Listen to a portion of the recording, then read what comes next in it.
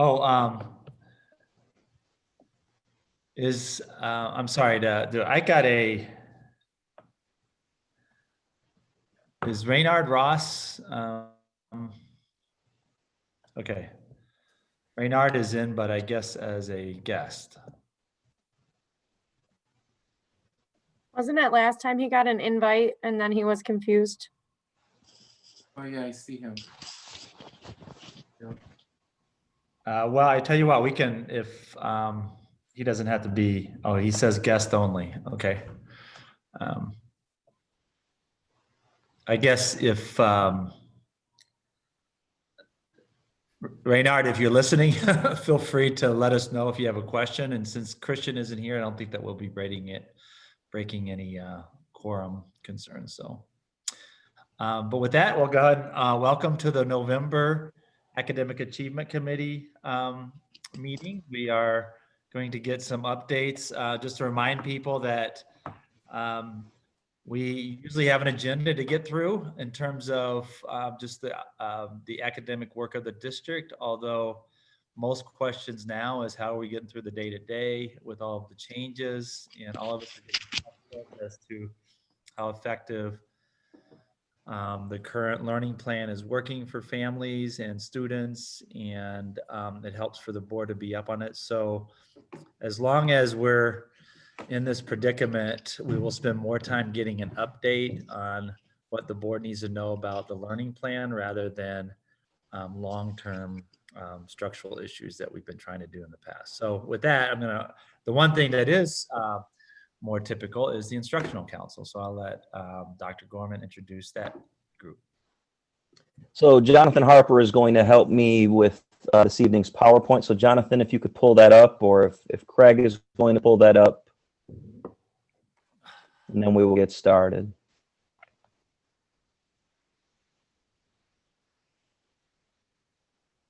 Okay, so before we begin this evening, we are going to have an Instructional Council update by Dr. Malunge Kalambula and Mrs. Amy Powney. So Amy and Doc, please take it away. Well, thank you, Dr. Gorman. Good evening, board members, and others who are also on with us. My name is Mulonge Kalumbula, and I chair the council with Mrs. Amy Powney for this year. And I know last time we came in before you, Amy gave the update, and today I had the pleasure of doing that role.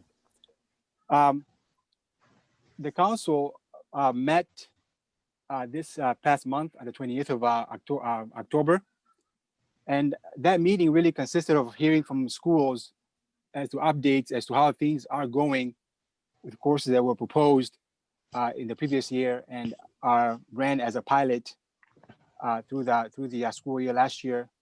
So school came back and gave us the update as to how things are going and what stress and challenges that they are having. But also we had a chance to hear a proposed course from one of our high schools that's gonna be offered next year. So I'm just gonna run through the updates so you can be up to speed as to what is going on in our schools. The first update that we heard from came from the Museum High School. And Museum High School started a course last year that is called Integrated Science course. And in that course, the content combines biology and chemistry. And students in this course is really are thriving in how the content is being approached. We learned that even through the pandemic, as we are learning, students are experiencing high level of engagement with partners in the community, such as DTE, for example, when they're studying the issue of energy and being sustainable. Those partners engage with our students and give them experiences to go try both indoor and outdoor at home and learn science through those means. So learning has not stopped because of the pandemic. It's going very strong. As well as we heard from University Central High School, on a course that has been going on for a couple of years now. As first year was a pilot. The course went for a semester, but because of the success of the course, it was converted into a year-long course last year. Of course, as you know, because of the pandemic, the year didn't finish out as it began. But in that course, really, the course is called Pharmacy Tech course. And our students are learning about being pharmacy technicians through a partnership with Spectrum. So even to this time right now, they are learning through the virtual means, but still very much engaged with Spectrum as a partner in the work of preparing them to be pharmacy techs in the future. So far, the program has had 18 students complete the program as pharmacy techs. And those students, when they turn 18, they are given a temporary license where they can be hired by Spectrum or other pharmacies and actually perform the tasks as pharmacy techs. And if they choose to pursue beyond that, they can pursue a full certification by taking a test, and they can be hired full-time as pharmacy techs with pharmacies in the area. Right now, one partner that has been doing the work for our students is Spectrum, as I said earlier, but also we are exploring other employment opportunities, pharmacies such as CVS for our students. This is very exciting to hear that this course has had such success for our students at Central. We were also able to hear an update from a course that has been under development from Union High School. And that course is a course called Spanish for Native Speakers of Spanish. And this is very course that's much needed in the Union, in our school district, but specifically a Union where students who are native speakers sometimes are asked to sit through Spanish 1 and Spanish 2 to meet the state requirement. But we are developing a course that gives them a chance to exercise their high level Spanish and go beyond the level 1 and level 2 of the language. So the course will be implemented in the coming school year, but as of now, we are just developing the syllabi and the curriculum for the course. So when school hits next year, we can have our students join that course and engage in it. So that part concludes our update from the courses that we've had so far. Are there any questions from the board members on this part before I move on to the course proposal? I guess I had a question in regards to the pharmacy tech pieces. That's awesome. Does it also potentially lead our students to becoming pharmacists? So if they're interested in the arena of pharmacy, are they led through, this is what you have to do in your undergrad, grad, or medical school in order to proceed, and then obviously, you know, scholarship opportunities or those kinds of partnerships? That's a good question, Reverend Matthias. And I know that, you know, I did not ask the question at the council when they were presenting, but that's a very good point that I need to follow up on and find out more. I know that with the coursework that they are doing, students who really are engaged in this work put a lot of effort into it, and they see the goal of being licensed as a pharmacy technicians as the goal. But you're right about what if they want to pursue next steps. I would ask about that and get more information to you from Mr. Frost and the team. Thank you for asking the question. Reverend Matthias, that course, though, to your point, that course is intended to be a stepping stone to start that pathway, right? So to introduce students to the various fields actually in pharmacy, because there's a number of different potential career fields within the field of pharmacy, within, you know, either staff pharmacy or clinical pharmacy or those types of things. And so the intent of that course is to be a stepping stone to that. And Dr. Kalambula, we can follow up with the partners associated with that course proposal. But certainly the point of that course is to open pathways for our students. Absolutely. Yeah, and then Thank you, just John. a further comment on the Union Spanish course for native speakers. I think that's awesome. I know for me, having grown up speaking Spanish, often it's not reading and writing it can be difficult. And so rather than just opting out because, oh, I can get my credits and I don't have to, it's a good challenge to challenge our students who are native speakers to also highly develop the technical skills of reading and writing and speaking Spanish in a technical way. It's just going to help them even more, particularly in college, as they continue perhaps to take or minor in Spanish and continue that the bilingual, similar to what we're doing at Southwest, where our kids are really bilingual, bicultural in that sense. So that's awesome. Thank you. Yes, sir. This course, I mean, is a lot of potential. And I think, one thing that is going to be in the course is the idea of how do we, accentuate and promote culture and pride in the language. Sometimes students get, like, oh, I don't want to do that because I'm ashamed of my culture, my language. But in this course, you're right about the reading competencies, writing competencies, and the pride in culture and the language is also enforced and is a big component of the course. Well, and there's rich literature in Spanish that many of our kids miss out on because of that. So it'd be cool. Yes, sir. All right. Then I will, if there are no other questions from the board members, I can move on to the next part of the course proposal that we heard from the Museum High School. May I do that? Yes, go ahead. All right. So as we heard from the course update from the schools that brought them to us, Museum High School brought a proposed course, which is planned to be the senior capstone project. This course has been really in the making since grade 6, as students have matriculated to the process of the innovation of the museum school. As they arrive to the senior year, they will be asked to engage in a real world capstone project. And the course is designed for students to come up with a proposal to answer the question as how will I positively impact the world as the impetus for the research and the study and the engagement they are doing. And they are work with a committee to plan the project and actually initiate it and track its progress throughout their senior year. And they are present that work as their exhibit, as their final capstone to their committee in order to matriculate and move on as a museum school students, and to show us how they've learned all of the competencies that they've been engaged in from grade 6 through 12 at the museum school.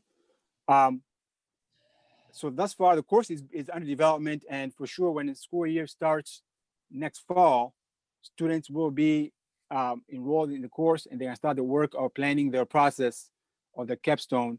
But this year, as juniors, they are laying the foundations for that project already, starting second semester, so that when they get to choose a project that they are being engaged in, it's not just a whim, but it's being thought about and advised on prior to choosing the course or what they're going to do as their capstone. The council really listened to the proposal, to the presentation, and was very excited about this course for our museum school students. And it was unanimously supported to go forward and continue to be developed. So that really summarizes and finishes my presentation about the council's work. If you have any questions for us, I can answer about that too as well at this moment.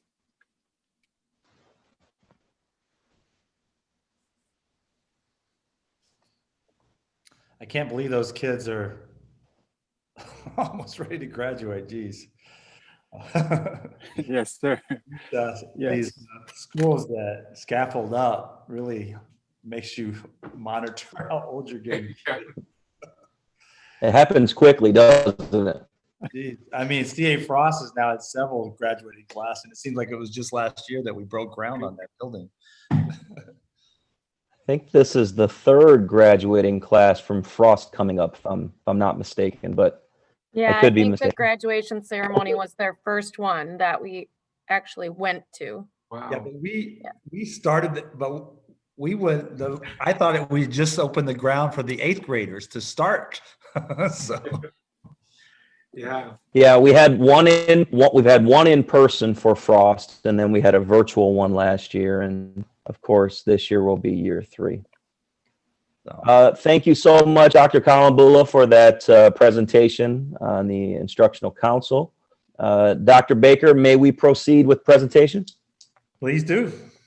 All right. So, Jonathan, let's go to the next slide. So, I really like to set the context for this particular slide and share some what we believe is some really good news with everyone. Some of the feedback that we've gotten from our families is that there just doesn't seem during this 100% virtual time to be enough or to be enough synchronous instruction. You know, opportunities for students to engage with their teachers on a daily basis. As of right now at the elementary level, there are 3 days of synchronous instruction. And then there are also some opportunities in the afternoon for some asynchronous assignments, some small group time and things of that nature. We have just reached an agreement with the GREA to add 1 more day of synchronous time during virtual learning. So we will be sending notifications around the time of this meeting is taking place, that notifies our families, notifies our principals and our staff that we have reached an agreement. So we're going to have 1 more day of synchronous learning at the elementary level. And then at the secondary level, we are going to have small work groups. That's for a couple of hours each day. Of course, not on Fridays. Friday is going to be a heavy planning day where many students who are exhibiting challenges or need just a little additional support will get that synchronous support from their teachers in the afternoon.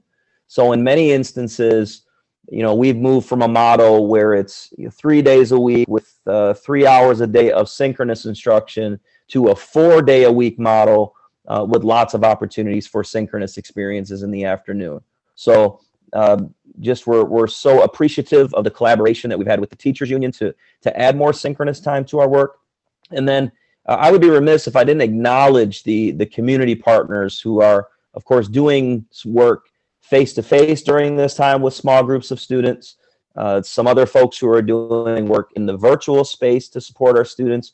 It truly is a community effort. But I would have finalized this slide. We would have done it a little differently. I said, in addition, the administration is working with the GREA, and we are working, but we have finalized some plans to add more synchronous time. And again, I'd be remiss if I didn't give a shout out to all the community organizations that have always stood with our students. And this is not an exhaustive list, but this is a list so you can see who's helping our kids. Sometimes outside of the school day or many times during the school day. So Ron, I get, and maybe others can respond, I have often people say to me, hey, is there any way that we can help or can do more, or can you get community organizations to do more? Even the president of Ferris said, well, can we get lonely students from Big Rapids to do tutoring for kids? That seems like a difficult enterprise, but you know, are there ways? How are you going about like even vetting these organizations and getting them? Yeah. My sense is that they were organizations that were already supporting students and they just support them more than they used to. Yeah, for the most part. Of course, Affinity Mentoring at the bottom is the entity with which we work that provides support from our students. We have an agreement with Affinity Mentoring. There's a vetting component, but most of the other ones that I've referenced, these are just partners of the school district. These are entities that have been around forever, and we just really wanted to provide some recognition that, hey, these folks in the community are still doing great work. It's a challenge right now, Dr. Baker, during this 100% virtual space to allow folks to come in and tutor our students. You know, there are some privacy issues in our households. It's sometimes more difficult to vet folks in a virtual space. Of course, most of the tutors will be working in small groups.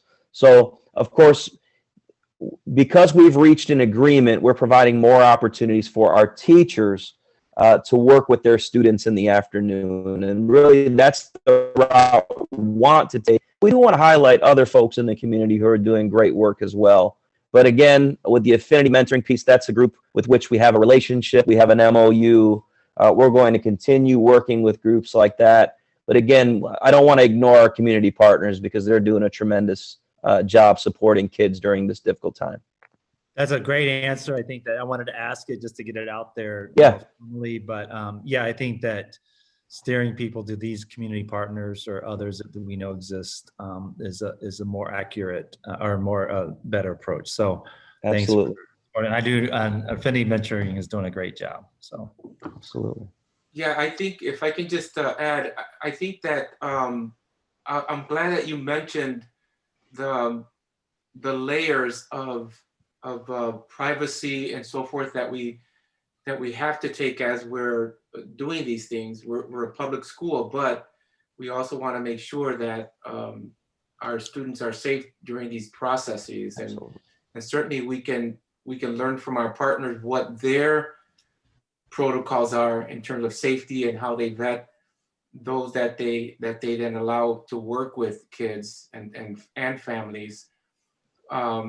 Yeah, so it's really critical to be able to do that, but then also to have conversations about how do we not so much get around it, but how can we promote the kind of security measures that we need to have, and then also get the community that wants to respond to be able to, okay, I hate to say hoops, but if you're able to do these things, then yes, you can partner with Affinity, you can partner with, the Cook Center and so forth, particularly with how they're doing it. Perhaps they have their model of which a virtual learning that we can all piggyback off of, and knowing what's going on. For example, at Cook Arts Center, if they have something on Tuesday and Thursdays where they have Zoom for X amount of students, that knowledge is passed on, so that, and if they're working, let's say, close to Cesar Chavez or something, that those pieces get connected, or a Baxter that's closer to some of the other schools, Ford and so forth, in those communities. So we make it contextual somehow. Anyway. I agree. Thank you, Reverend Matias. So we're going to shift gears right now to the SAT. So what we did for this is, instead of just giving you an overview of this is how many students participated in the SAT, and we did that, we really wanted to give you just a few pieces of feedback from the principals. This was quite a task to pull off, considering that this was not a mandated SAT. This was not an SAT. This is not an SAT that works into accountability. But we do know that there were juniors in our buildings last year who are seniors in our virtual space right now who didn't have the opportunity to take the SAT. And we know how important this time of year is for our seniors where they're applying for schools. So a big shout out to all of our principals and staff members. Probably saw some pictures on social media about just how excited our staff members were to bring students back into the buildings, even just for one day. Happy to report that 589 out of 708 students took the SAT. So actually came to the buildings on that particular day at about 83%. What we did is we provided letters to families with all of the specifics around testing day. We put bus tickets in the letters so that we could really eliminate that particular barrier around transportation. But I want to just go through really quickly and share a few things that the principals shared with us, and then a little bit as it relates to participation rate. So just a quick question: how did it go? How did students do with following safety protocols, etc.? As you can see at Union High, about 234 kids were eligible to take the assessment. 83% of the students took the assessment. Kids came in with masks, filled out their COVID screener, They were social distance. Great turnout with no issues during the test. Kids did great. This is coming right from the principal. Principal made one recommendation: highly recommend virtual during testing in the future. There are many school districts in the region that when the juniors have to take this high stakes assessment, all of the other high school kids stay home on that particular day. And this is even during non-COVID time, so that the staff can really commit to ensuring that our juniors who are taking the most important test, that some might argue is the most important test they would ever take in their entire lives, that just we have an all hands on deck approach. So that was just a plug that particular principal was putting in at Union, and I think it makes a lot of sense. Grand Rapids Learning Center, of course, 26 students in that alternative education program. It's housed at Grand Rapids Community College. Of course, social distancing went very well. Good testing environment overall. Grand Rapids Community College accommodated the school with appropriate classroom and spacing needs. In that particular building, there are only 2 classrooms designated for Grand Rapids Public Schools, and we're very appreciative of the support that we receive from GRCC. Innovation Central, 92% of the students showed up to take the SAT. You can see that this is Mr. Frost's language, pumped it big in emails and robocalls. It was great to see them. So now that's not paraphrasing, that's a direct quote from Mr. Frost. I miss those Use robocalls. more. I'm sure. Well, we can do something about that, Dr. Baker, if you would still like to receive those robocalls. But I think Mark appreciates me not receiving those calls. I doubt that. Use more classrooms and more proctors. Breakfast and lunch were socially distanced. Of course, the principal giving some very candid feedback here. Students wanted to hang in groups with their buddies and friends. I mean, these are seniors. These are kids who are 17, 18 years of age who have not seen each other for a very long time. So that's totally understandable. Southeast Career Pathways, again, another alternative school that we have. 26 students were eligible to take the assessment. 18 of the students took them. That's about 69%. Testing went smoothly. Students were there on time, ready to go. Small groups of kids. They used 2 rooms. And of course, breakfast and snacks were served. All right, Grand Rapids Montessori. Of course, this is our Montessori program that's housed at 421 Fountain on the Innovation Central campus. About 88% of the students showed up. Students did great, and social distancing rules were followed. Grupa, so our program right there on Division, kind of right in the heart of downtown. According to Kenyatta, the principal, students stood on the X or stayed on the X outside, walked to get temperature checks with the nurse and the principal, then entered at the hand sanitizer station. Social distancing rules were applied with names on desks, with breakfast ready at desks. Went very well. CA Frost, middle high, 40 out of 46 students attended. That's about 87%. There were a couple of no-shows. A couple of students were quarantined. We had 10 kids in 4 classes, very socially distanced. The seniors got food, a mask that said CA Frost, senior T-shirts. They were very excited to see the staff and the students again. No stress on students, fun and no issues for a few hours. There were 55 students eligible to take the assessment in Ottawa Hills. About 62% of those students took the test. Testing went very well, including meeting all COVID protocols. And then lastly, at City, student feedback was positive on the well-spaced out setup and the following of the guidelines. 118 eligible students, 105 took the assessment. Again, this was not a mandatory assessment, but we strongly encourage students to come in. We provided social distancing, snacks, things of that nature. So all in all, on a day when they weren't supposed to be there, a large percentage of students took the SAT, and it was a successful day. Any questions as it relates to the SAT? Great work. Thanks for doing that. So if my math is right, then that means there's 708 seniors in GRPS. There's 700, Jonathan, yep, so 708 students who have enough credits to take the assessment. Okay. So I would say, Dr. Baker, you're probably pretty spot on. We usually dance around 700, 750 seniors. So that's pretty accurate. Okay. That's good. Thanks. Yep. Okay, so John, oh yeah, Ms. Davis, go ahead, please. Was there anything, did you guys follow up with the kids that chose not to come to see what their reasoning might be? So, many of the issues, of course, had to do with safety, just weren't ready to connect with their peers in person or their teachers in person. It was a manageable group of students who didn't take it. So what we will do is follow up with them to stress the importance of taking the assessment the next time it's available.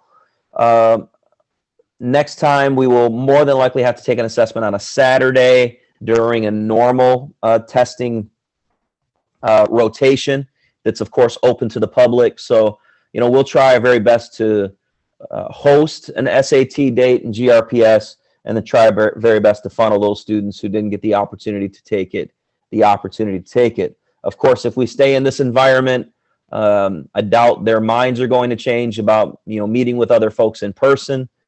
If, of course, we have lots of students in that group who may want to take an alternative route, maybe to a trade school, community college, or another institution of higher education, we'll do what we can to eliminate as many barriers as possible.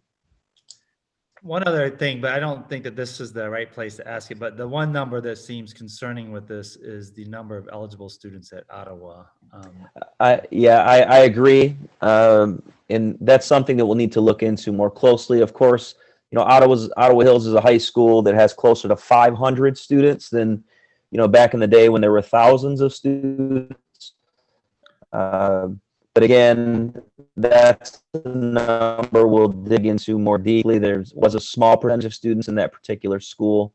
So I'll dig in a little deeper and find out what some of the challenges were. But again, there were 55 eligible students, meaning that 55 students out of that particular class had met all the requirements to be eligible to take that assessment, to essentially be on senior status or at the very least junior status. But I can dig into those data a little more for you, Dr. Baker, and provide an explanation. Okay, thanks. No problem. Okay, so let's transition to this document. This was shared with you at a previous meeting, and we are trying our very best to be as transparent as possible. And so what you will notice is for the period of time between August 31 and October 9, the participation rates during distance learning were ticking up almost every single week that we were monitoring it. And when you look at the last couple of weeks, you will see that there were only, kind of 10,000 students for whom we marked present during synchronous time. And the week before, there were only 9,600 students who were logging in during synchronous time. There were many activities that took place the last couple of weeks where students, by no fault of their own, didn't have the opportunity to be in school during synchronous time. One thing that I just referenced was the SAT test. So, for example, during that particular week, we had the students work from home on asynchronous assignments. Therefore, they weren't in school during synchronous time. We also had map testing going on. And, during these couple of weeks, might there have been a little confusion, whereas, okay, if I had my student take the map, did I also have to take attendance during that synchronous time? So although we're being very transparent and showing the last couple of weeks where there were dips with participation rates, I want to be able to come back to you next time and say, okay, now that we're back to having full weeks of school again, notice that the participation rates are ticking up. So again, I don't think we should be worried right now because there were so many opportunities where kids should have been going to school where they didn't go to school. If you think of a couple of weeks ago when we were supposed to go back to the hybrid model, there were faculty meeting days, professional learning days for teachers, classroom setup days for teachers. These were all days where the students were expected to work on asynchronous work and not synchronous work. Please keep in mind that we only have the teachers take attendance during the synchronous times, and then we have to kind of backfill attendance during the asynchronous times. When I took a look at it right away, I was like, oh my goodness, kind of what's going on. But then when we started to unpack how many days the students were actually in school these couple of weeks, it started to make sense. So what we'll do is we will continue to show you this distance learning update, because as of right now, we still have, almost a couple of months in 100% distance learning, and we will be able to know if it was an anomaly because kids weren't expected to be in school that week, or if numbers are dipping. Any questions on that piece or anything I can get to you next time that I haven't referenced? Jim, John, Reynard, if you want to speak, we'll let you. Yeah, I'm just wondering, like overall teacher participation or either partnerships that they have. I'm not sure how it's working. Normally you would have student teachers and aides. How is that working in terms of resourcing for teachers? Sure. So I get to see this firsthand in my household where my wife teaches students with disabilities. So in mathematics and English, she is engaging in a co-teaching model. So let's say the classroom has 25 or 30 students. Both teachers are in the room with students or this virtual space at the same time. And of course, with Zoom, there's the opportunity to put students into breakout rooms. So especially with those opportunities that folks have with paraprofessionals, with co-teachers, in some instances, youth advocates, when the students go to the breakout spaces in Zoom, those are the teachers who can support students who may need a little more attention or may need a little more support. Or in many instances, both teachers are teaching the class and kind of just working with each other. So the paraprofessionals, co-teachers, youth advocates, unless there is something to which they're assigned, like many times the youth advocates are assigned the responsibility of reaching out to kids who haven't been participating, those individuals are pushed into instruction that takes place throughout the day. I'm wondering if, and I don't know if we would have to get permission, but it would be interesting to do a news report on that, on exactly what you're saying, on a shot of our teachers, of breakout sessions of that happening, because I don't think people appreciate the labor that's involved in this this unique teaching way that we have to do. And I don't know that I have ever seen anyone report and actually say, this is how it's working.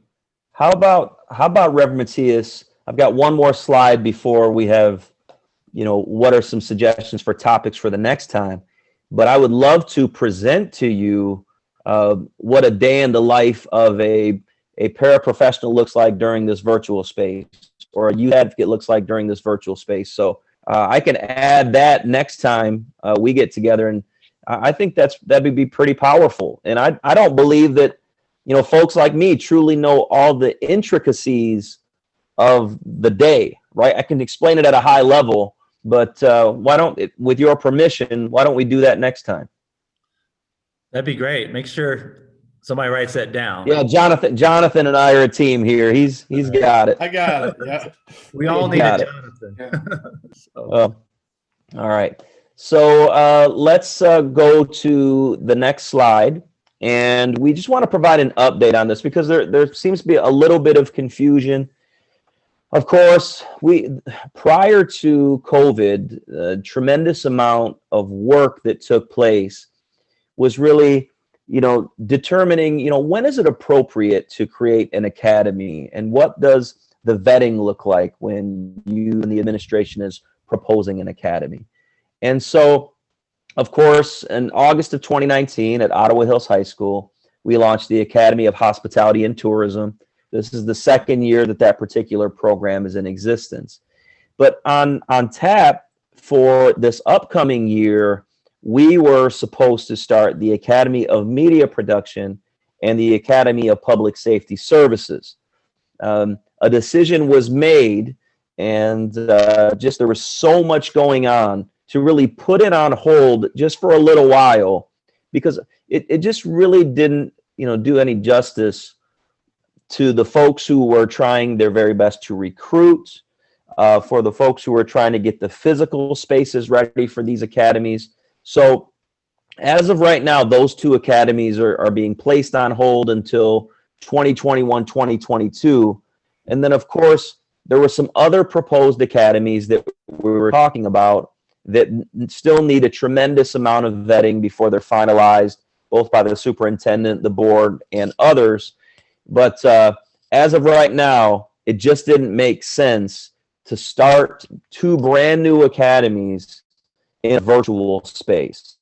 And so we really want to start the academies when we're face-to-face, celebrate them in a way that they should be celebrated, bring a tremendous amount of attention to the academies when we unveil them.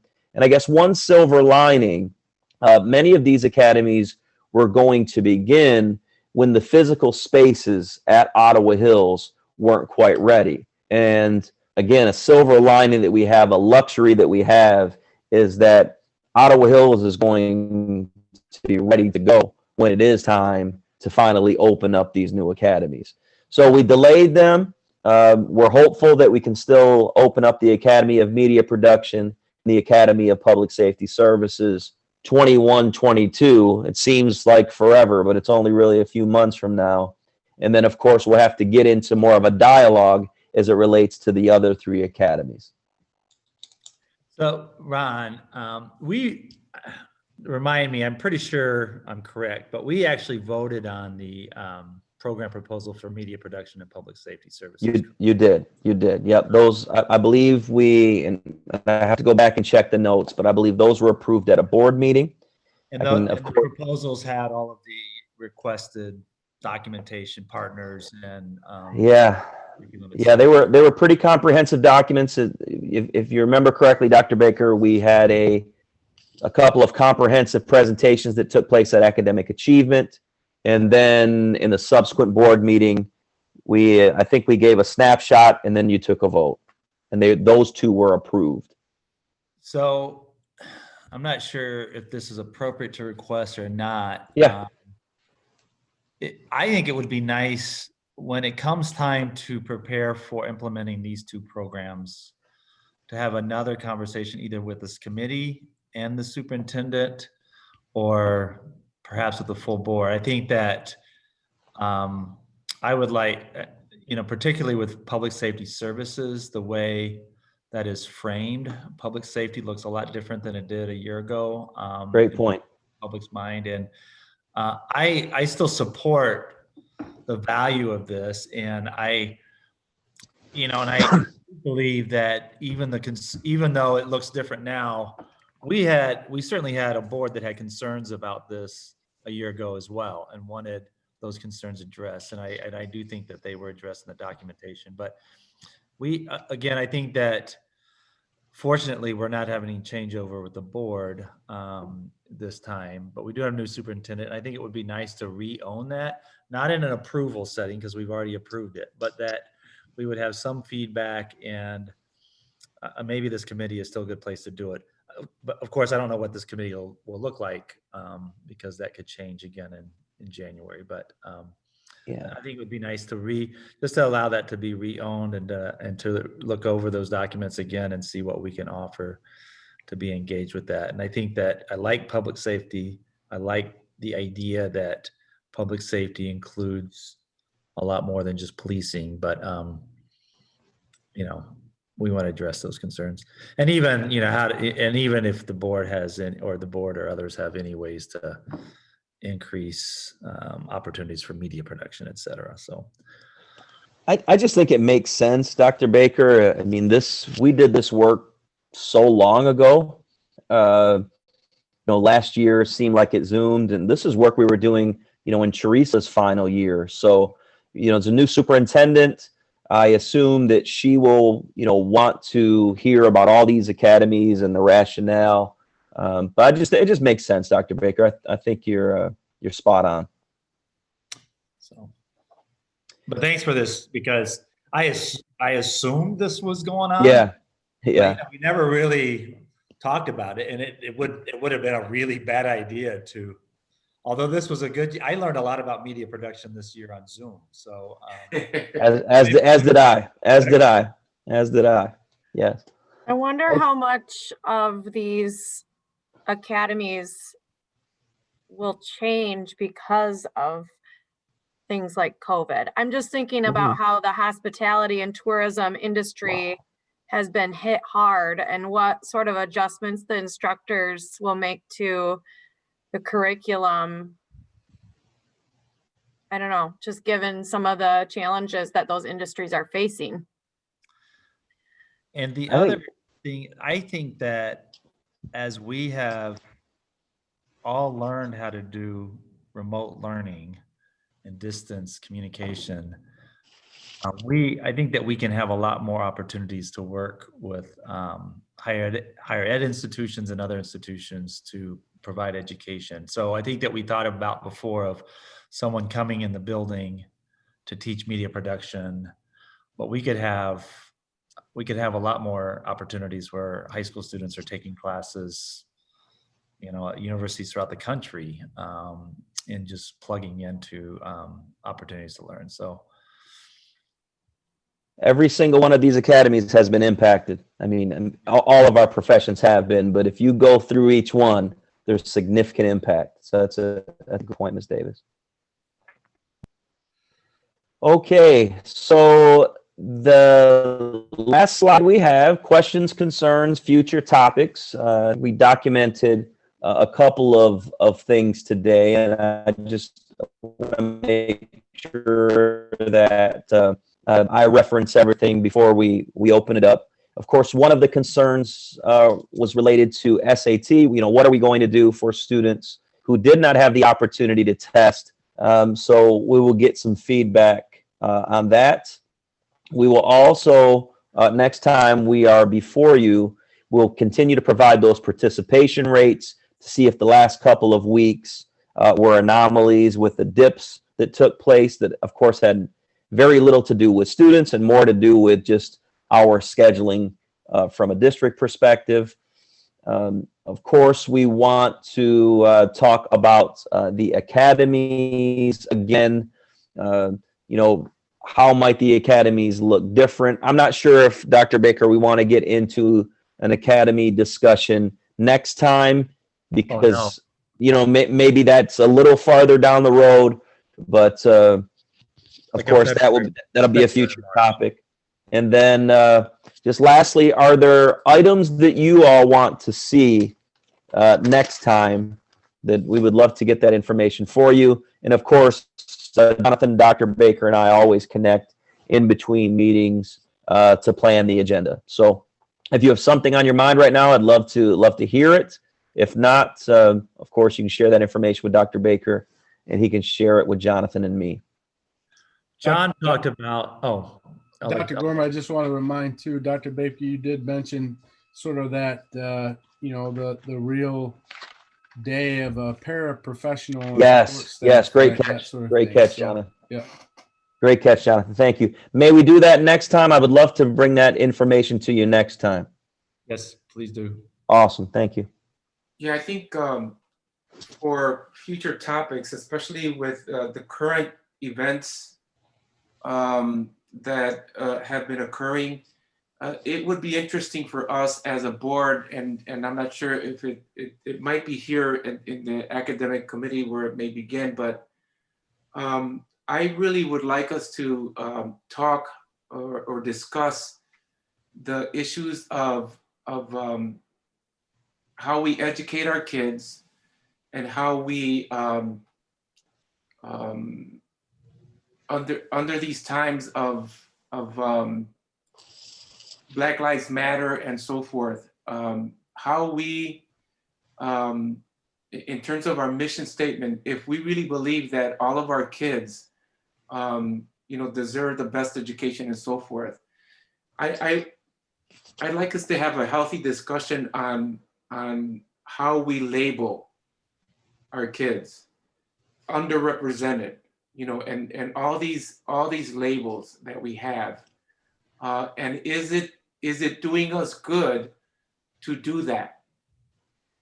Are we promoting unintentionally things that perpetuate stuff? If we believe that all of our kids have equal access and so forth, how are we as a district proceeding and doing that? I'm not sure how to phrase it, but I've been really thinking under these circumstances, how is it that our kids, if they're getting sifted through this, you're underrepresented, you have less than, you're considered under the poverty level, and all of these things, is that helping us or hindering us, or how we even address that? That's and that's something that has come up with our equity policy discussion. And it's my impression that those kinds of trainings do happen with teaching staff, language and how students. So I want to also mention something that John sent me last week after I'd already communicated with Jonathan and Ron about topics, but social emotional learning in this time. So wanted to make sure that I don't know if there's someone that can speak to social emotional learning issues, but I wanted to make sure that John's request made it to you all, and which I think dovetails a little bit with what he's talking about. Well, and maybe tied in with that, Dr. Gorman, I'm pretty sure my kid's school at least uses PBIS. So how has that been maybe addressed in the virtual setting?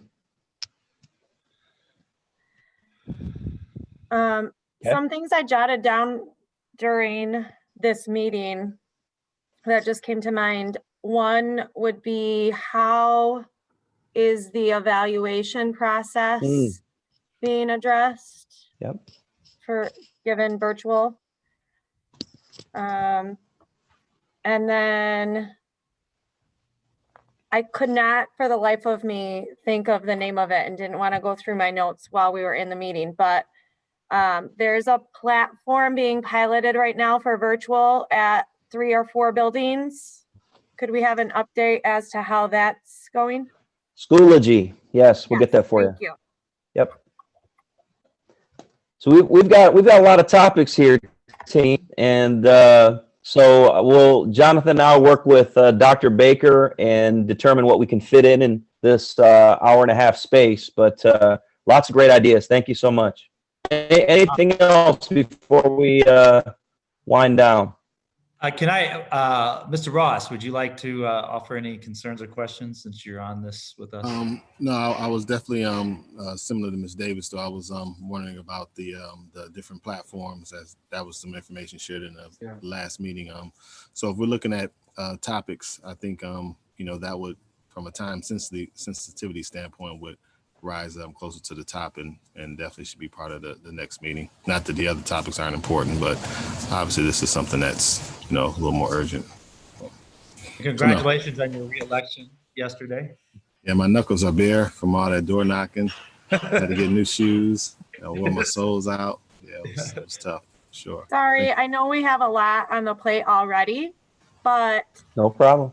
if the participation remains low and doesn't go back up, I know you're planning on addressing that, but could we have like a more specific breakdown of like maybe which buildings have gotten lower, or grade levels maybe? So, Ms. Davis, a sample, or do you want us to highlight where maybe some that are really struggling for participation and maybe other places where they're not struggling? Yeah, I guess I would just be curious, you know, is it a grade level thing? Got I it. know it's a lot harder to get some of those younger kids We can do that. fired up. We can do Yeah. that. Okay, Absolutely. thanks. All right. Dr. Baker, anything else, sir? No, that's good. I think that going along with what Kim just said, I think that we should probably just, as long as we're in virtual space, just consider that participation, just a regular dashboard kind of update. Awesome. We will do that. Okay. Thanks a lot, everybody, and everybody that tuned in. So Take care, Thanks for everyone. letting me crash your party. Have a great evening.